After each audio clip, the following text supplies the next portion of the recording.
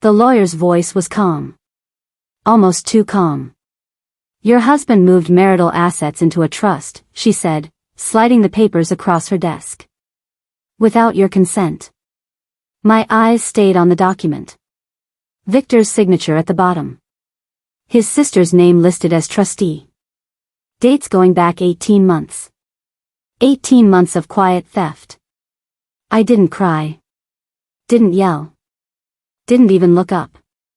The silence in that office pressed down on everything, heavy and absolute. This wasn't a misunderstanding. It wasn't an accounting error. It was strategy. And sitting there in that silence, something settled into place. Victor hadn't made a mistake. He'd made a choice. The only real question was when it started. Then it hit me. It started the exact moment he decided I'd stopped paying attention. The complicated things were always Victor's. Taxes. Investments.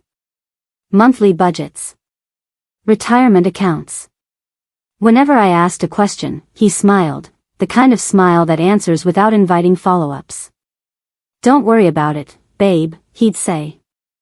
I've got it covered. And for years, I let him. Not because I didn't understand money. Not because I couldn't follow numbers. But because I grew up around people who lived inside them. My father ran a mid-sized business. Before our first child was born, I spent 3 years in his compliance office. That's where I learned how financial statements speak. How numbers reveal what words try to hide.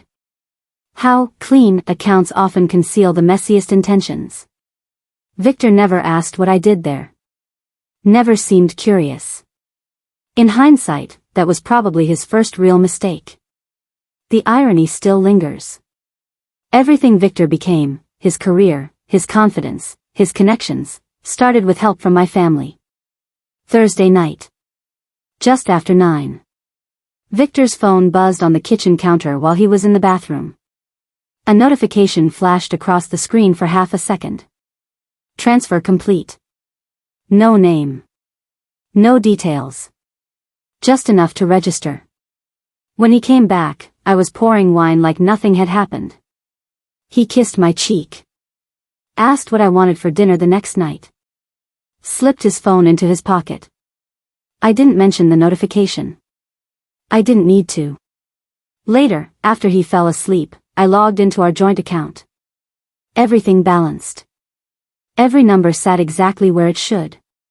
Too perfectly. That was when I knew something was wrong. If Victor thought I'd ignore that message and move on, then he never really knew me at all. For the next 2 weeks, I watched. Balances stayed clean. Transactions looked ordinary. Nothing appeared missing. And yet, something was. Small transfers appeared around his payday.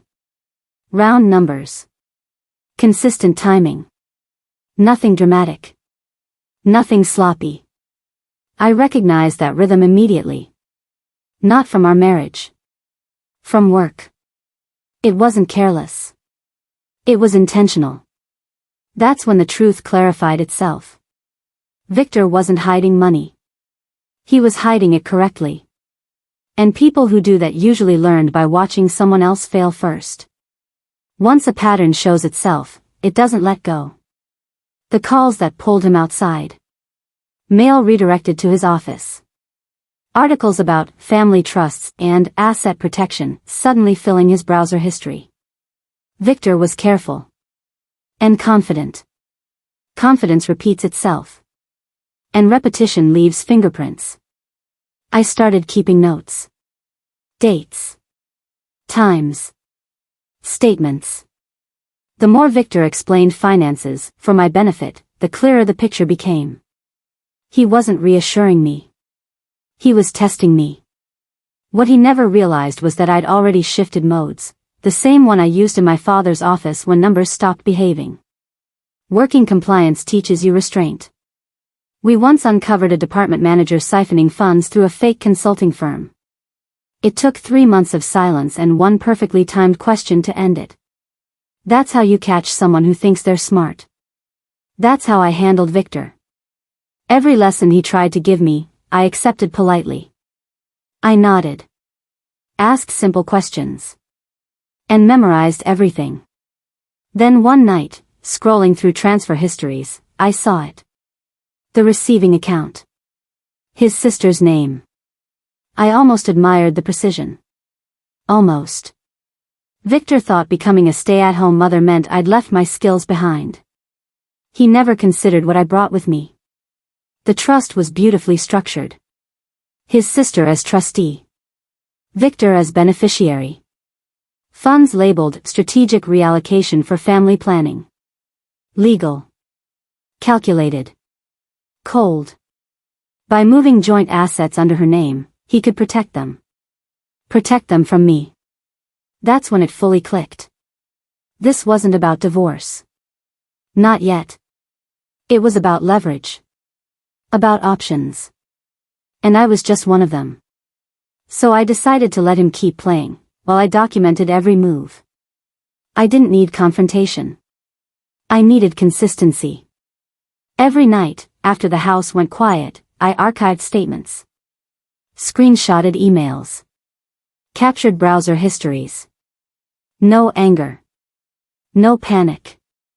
Just evidence. Silence became useful.